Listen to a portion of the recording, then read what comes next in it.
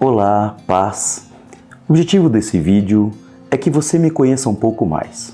Eu sou o pastor Carlos Eduardo, hoje eu sou pastor da ADCMI, Assembleia de Deus Colombo Missão Integral. Também presido o Conselho Jurídico da nossa Convenção das Igrejas Assembleias de Deus do Estado do Paraná e exerço a função de relator da Comissão de Processos Eleitorais da nossa Convenção Geral das Assembleias de Deus do Brasil. Profissionalmente, sou advogado e administrador. Também tenho me dedicado um pouco à área acadêmica, sendo professor de algumas disciplinas e algumas faculdades, também tendo feito mestrado e estarmos trabalhando em doutoramento. Enfim, essa é a nossa vida. Mas eu gostaria que você me conhecesse um pouco mais. Sou filho do pastor Roque Lourenço e a irmã Lucinda Neres de Souza Lourenço, tenho 2 irmãs. Me conheci por gente num berço evangélico. Fui criado nesse meio. Quando dei por mim, era filho de pastor, meu pai sempre dirigindo igrejas, cuidando de pessoas. Fui criado morando em casas pastorais, morando nas casas, nos fundos das igrejas. Essa foi a minha vida. Assim eu fui formado. Meu caráter, meus princípios, meus valores foram formados numa família sólida, numa família estruturada, numa igreja sólida, numa igreja séria, entre pessoas sérias, entre pessoas de princípios, pessoas de valores.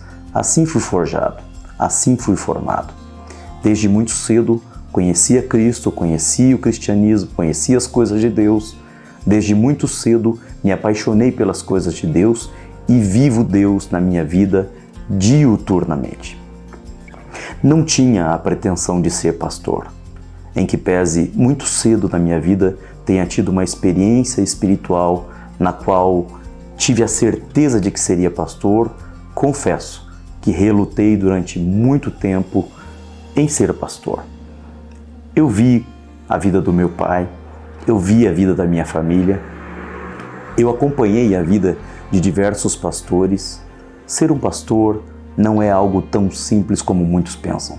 Ser pastor é se interessar pelas pessoas, é ter empatia com as pessoas, é viver as dores das pessoas, é viver os problemas das pessoas, é tentar ajudar as pessoas, e isso diuturnamente. Não há dia, não há noite, não há horário, pode ser de madrugada, finais de semana, em todos os tempos. A vida de um pastor é a vida de amar e servir. E eu confesso que na minha infância e talvez ainda na minha juventude e pouco conhecimento, eu não tinha pretensão de ser pastor. Eu dediquei a minha vida a estudar, a me formar, a crescer profissionalmente para ser um bom profissional. Trabalhei em várias empresas, trabalhei em setores administrativos, fui office boy, fui faturista, uma profissão que não existe mais. Fui representante de laboratório farmacêutico, trabalhei em multinacionais e fui construindo uma carreira profissional. As minhas formações sempre com o objetivo de ser um bom profissional. Seja fazendo tecnologia em administração, seja fazendo direito, seja cursando mesmo teologia, mas com objetivos profissionais, seja fazendo pós-graduação, especialização, seja mestrado, doutoramento, seja o que fosse que eu buscasse. Sempre o objetivo era me tornar um bom profissional. Deus me abençoou. Fui bem-sucedido, tenho sido bem-sucedido na vida profissional. Mas em algum momento da minha vida, Deus veio trabalhando comigo. E exatamente por essas formações, exatamente por ter buscado ser um bom profissional, Deus utilizou-se disso para colocar-me ainda mais dentro da sua obra, a serviço da igreja, a serviço do reino de Deus. Vim para Curitiba. Mesmo antes de vir para Curitiba, já trabalhava nos setores administrativos das igrejas onde eu congregava. Mas quando vim para Curitiba, primeiro a convite do pastor José Pimentel de Carvalho, fui presidente do Instituto Betânia de Ação Social, fui presidente da Associação Educacional das Assembleias de Deus de Curitiba, fui da diretoria da Fundação das Igrejas Assembleias de Deus de Curitiba e fui sendo convidado para participar da área administrativa da igreja, exatamente pelas formações que tinha, exatamente por ter me preparado para ser um bom profissional. Quando dei por mim, Era diretor administrativo da Igreja de Curitiba, ao lado do pastor Wagner Gabi, que é o atual presidente. Diretor administrativo, diretoria de obras, superintendência de patrimônio, superintendência de ministério e congregações, vice-presidente da Igreja de Curitiba, e em algum momento meus líderes entenderam que eu estava pronto para assumir a presidência de um campo. Vinha então para Colombo, assumi a presidência da linda igreja, a ADCMI, Assembleia de Deus Colombo Missão Integral. Uma igreja linda, com um povo lindo, um povo hospitaleiro, um povo amável, um povo trabalhador, um povo que entendeu o verdadeiro sentido de amar e servir. Essa é a realidade da igreja que hoje eu pastoreio. Hoje nós temos 47 igrejas, sendo 40 aqui em Colombo, outras 7 igrejas fora do país. Temos diversos pastores que trabalham conosco, temos evangelistas, presbíteros, diáconos, um corpo de obreiros que tem mais de 400 obreiros. Uma igreja linda, grandiosa, nós tocamos todas as semanas mais de 8.000 vidas e tenho prazer nisso, tenho alegria nisso. Mas também, devido às minhas formações, devido a esse preparo que tive para ser um bom profissional, Deus foi trabalhando para que eu também pudesse servir a minha convenção. Me tornei presidente do jurídico da convenção, comecei a assessorar juridicamente a minha denominação e já faz mais de 20 anos que faço isso. Desses 20 anos de assessoramento jurídico, de advocacia, de cuidado para com as coisas da igreja, de cuidado para com as coisas da denominação, de cuidado para com as coisas do cristianismo. Tenho vivido experiências que eu preciso partilhar com você. Há mais de 20 anos, assessoro a minha instituição, as Assembleias de Deus, em todo o estado do Paraná. Advogo para as igrejas de todo o estado do Paraná, advogo e assessoro, presido o Conselho Jurídico da Convenção das Igrejas Assembleias de Deus de todo o estado do Paraná. E assessoro diversas outras instituições, diversas outras igrejas, diversas outras entidades do terceiro setor, muito especialmente entidades vinculadas ao cristianismo, entidades cristãs. Tenho vivido diversas experiências nesse assessoramento, experiências que têm me conduzido a um fortalecimento do meu pensamento a respeito da orientação de Jesus de sermos sal da terra e luz do mundo. Cada dia me torno mais convencido de que precisamos ser ainda mais sal da terra e luz do mundo.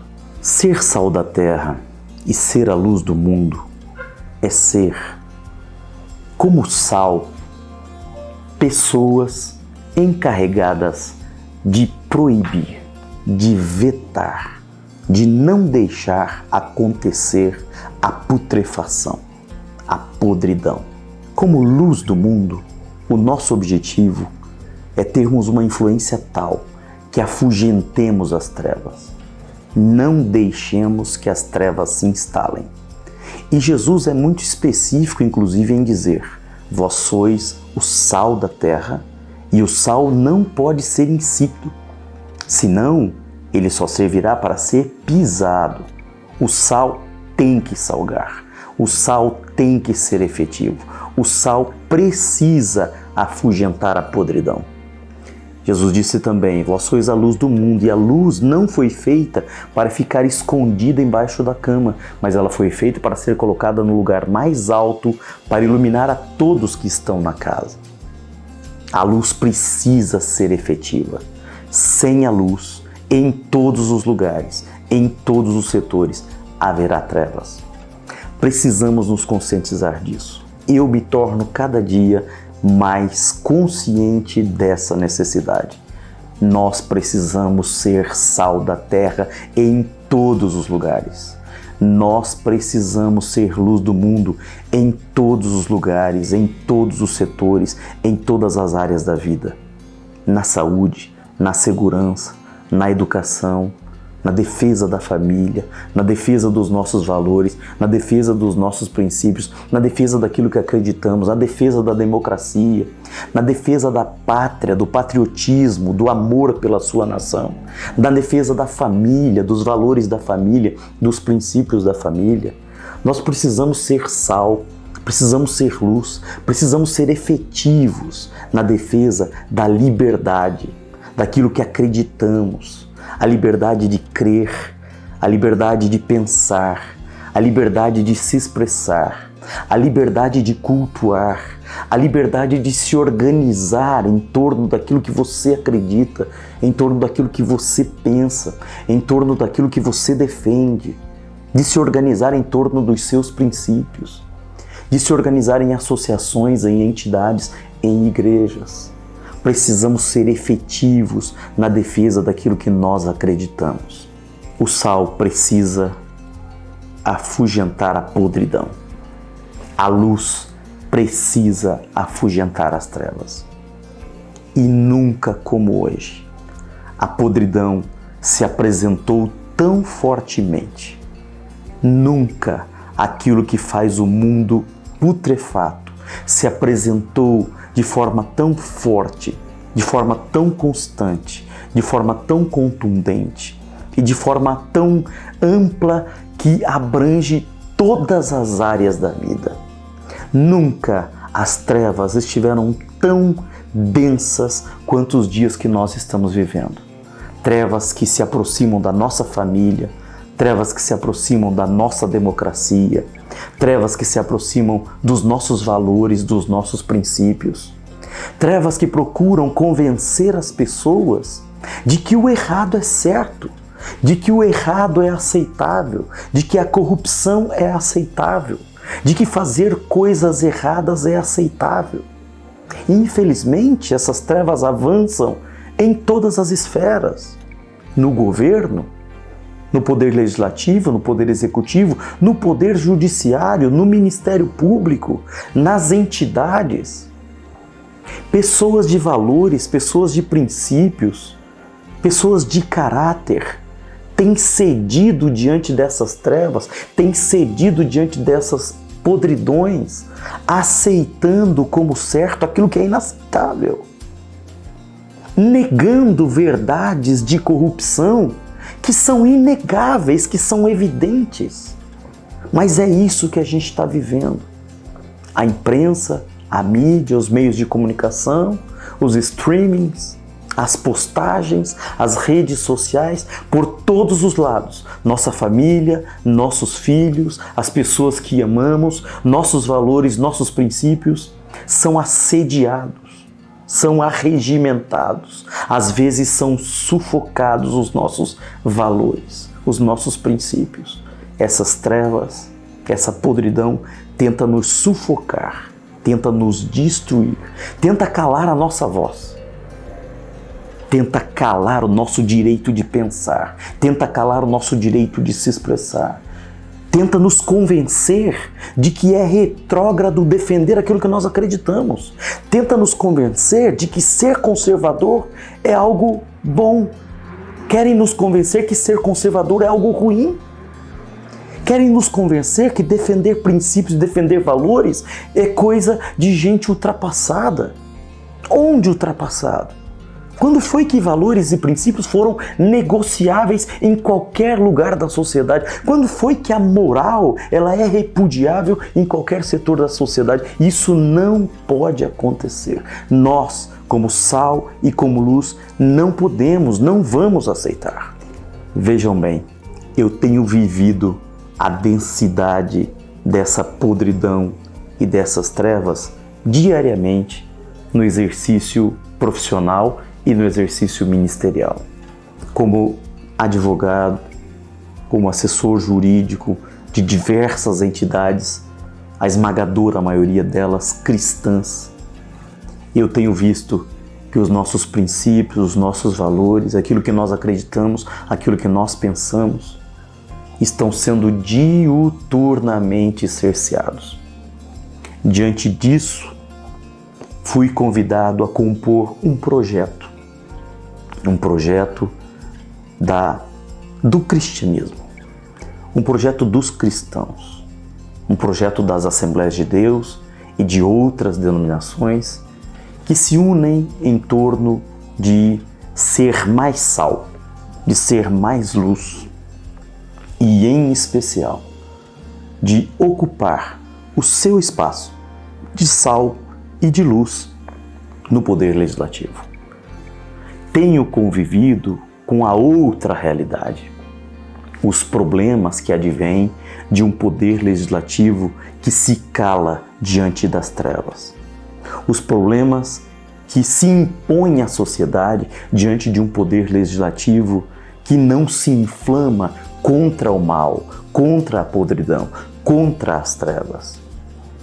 Tenho vivido os problemas, inclusive, que estão na lei, no ordenamento jurídico. Coisas que o ordenamento jurídico hoje aceita e outras que até impõe, que cerceiam a liberdade das pessoas. O bem mais caro da democracia é a liberdade. E a nossa legislação, em muitos momentos, aceita o cerceamento dessa liberdade, outras vezes mesmo impõe o cerceamento dessa liberdade. Eu estou falando de liberdade, eu não estou falando de libertinagem. Eu estou falando de liberdade humana. Eu não estou falando de constrangimentos ou de crimes ou de quaisquer outras coisas. Não, eu estou falando do direito legítimo da liberdade. A liberdade legítima, a liberdade boa, a liberdade com luz. Sim, nós estamos enfrentando problemas graves. Foco em especial a liberdade religiosa. A liberdade religiosa, ela convive claramente com o conceito real de Estado laico. Vejam bem, a Constituição Federal, no seu artigo 5º, ela diz que o Estado é laico. A mesma Constituição que diz que o Estado é laico, no seu preâmbulo, foi promulgada em nome de Deus. No mesmo instrumento jurídico convive um instrumento jurídico sendo promulgado em nome de Deus e um artigo 5º dizendo que o Estado é laico. Por quê? Porque o conceito de Estado laico não conflita com a ideia da existência de Deus e da prática do cristianismo ou de qualquer outra religião. Nunca conflitou. O conceito de Estado laico é um Estado que abarca, que abraça, que protege, que permite, às vezes até incentiva, todas as práticas religiosas, toda sorte de fé, toda sorte de crença. Isso é um Estado laico. Infelizmente, o conceito de Estado laico tem caminhado no sentido oposto. Tem caminhado no sentido de transformar o laicismo, ou melhor, de transformar a laicidade em laicismo. A laicidade, que é comportar toda sorte de prática de fé, toda sorte de exercício religioso, para um laicismo que implica no cerceamento de toda prática religiosa, na discriminação de toda prática religiosa. Estamos caminhando para isso e estamos vendo isso muito claramente no nosso ordenamento jurídico. Sim, o ordenamento jurídico pátrio tem caminhado nesse sentido e muitos não estão vendo. Como disse, advogo há mais de 20 anos para entidades cristãs em especial. E cada dia tenho me deparado com mais e mais problemas. Nós temos sido cerceados no nosso direito de dizermos que somos contra a doutrinação a respeito de ideologia de gênero. Nós temos sido proibidos disso, isso é o que nós acreditamos. Nós temos sido proibidos, temos sido cerceados no nosso direito de dizermos que somos contra o aborto, somos a favor da vida. Sim, é o que nós acreditamos. Tem tudo a ver com a nossa fé.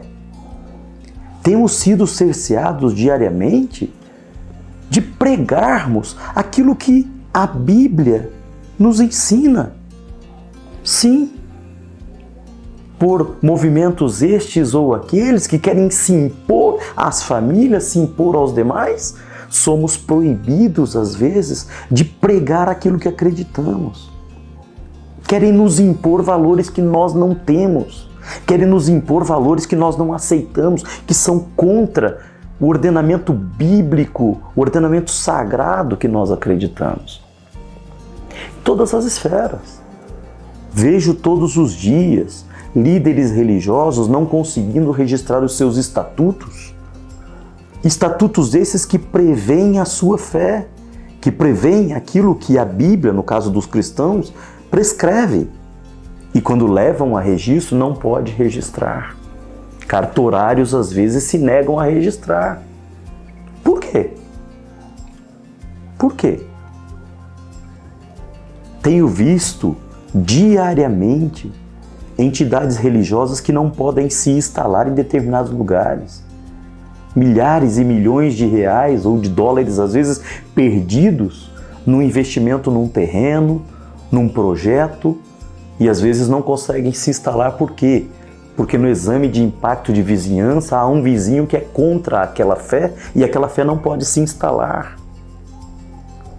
Tenho visto diariamente problemas de pessoas que não aceitam que se utilize os estacionamentos da rua para fins de culto religioso, e autoridades às vezes dão guarida a esse tipo de pensamento.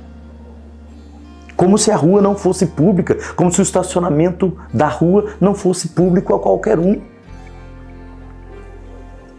Tenho visto diariamente problemas das mais diversas ordens, de cerceamento do direito de pensar religioso, do direito de pregar religioso, do direito de se instalar religioso, do direito de cultuar, sim, do direito de culto, que é sagrado e que é protegido pela Constituição Federal. Mas a lei do sossego, às vezes, nos cerceia. Sim. A lei do meio ambiente, às vezes, nos cerceia. Agora temos a LGPD, a Lei Geral de Proteção de Dados, que vem contra o nosso sistema de trabalho, de registro de dados, de acompanhamento dos dados das pessoas que são nossos membros, de acordo com as nossas tradições, de acordo com aquilo que acreditamos, de acordo com as prescrições sagradas. Nas mais diversas esferas e das mais diversas ordens, somos bombardeados diariamente com trevas, com podridão, e isso chega ao legislativo, isso chega às leis do país. Precisamos estar atentos, precisamos ser sal da terra e luz do mundo. Não podemos aceitar. Temos visto inversões de valores absurdas. O sistema de freios e contrapesos, onde executivo, legislativo e judiciário precisam ser harmônicos entre si, está completamente desequilibrado. Não há sistema de freios e contrapesos. O judiciário faz o que bem entende. E por que é que o legislativo, que é o órgão de controle do judiciário, não age? Às vezes não age porque não tem moral para agir, às vezes. Eu estou falando de todos? Não. Eu estou generalizando? Não. Mas é o que nós temos visto, muitos que não têm moral, sim, para atuar no sistema de freios e contrapesos. Por isso há um desequilíbrio. Judiciário sendo mais do que deveria ser, executivo sendo mais do que deveria ser. Precisamos restaurar a ordem. Precisamos ser sal da terra e luz do mundo. Nós que temos valores, nós que temos princípios, nós que preservamos a vida, somos contra o aborto. Sim, nós que somos contra a doutrinação de ideologia de gênero. Sim, nós que somos contra a sexualização do infantil, do infante e do adolescente. Sim, somos contra a sexualização precoce. Sim, temos o direito de ser, temos o direito de preservar a nossa família. Sim, nós que somos a favor do matrimônio entre homem e mulher. Sim, é uma instituição sagrada, nasceu na Bíblia e não em outro lugar. E não de outra forma.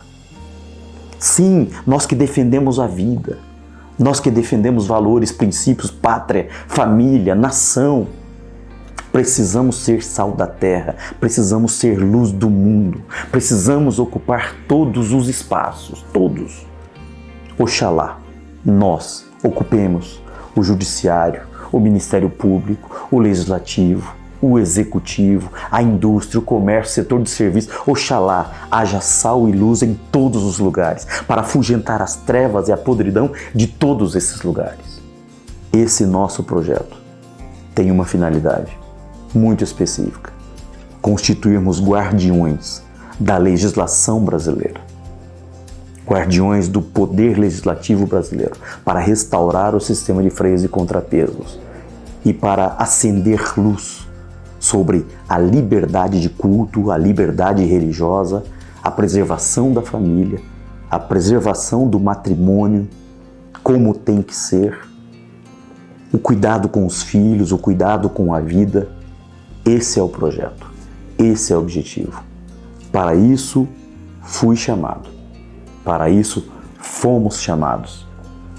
Conto com você, conto com a tua oração, conto com a tua intercessão, conto com o teu apoio, conto com a tua ajuda em orações para este projeto. Não estou falando de Carlos Eduardo, estou falando de um projeto. Deus abençoe a todos, em nome de Jesus.